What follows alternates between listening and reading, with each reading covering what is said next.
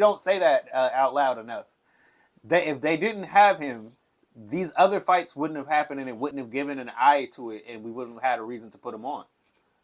I mean, yeah, that's right. Like, because it wouldn't have had the attention to it. Yeah, you wouldn't have had Clarissa Shields get in the MMA, like none of that shit. And she won when she went in there. I think she ended up losing eventually, but she won the first like 2 fights that she did, which is pretty big. That's good enough. You know what I mean? It's like I'm a champion in this, and I can actually do this. So if I was to train for it, you know what I mean? Like if these people wanted to be world class, all around fighter athletes, and we were to blend the sports, it could be different. But at the top of the sport, we can see that there's a clear separation in both sides. The biggest thing, I think the biggest issue with boxing, besides promotion, is niggas don't fight each other.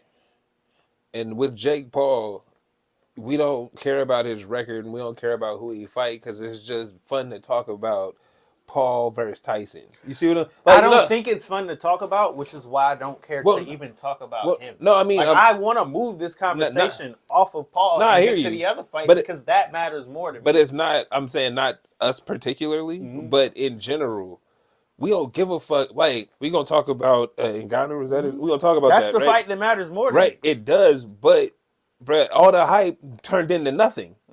Right? When we know from your perspective. But when we know Jake Paul's fights ain't nothing but hype.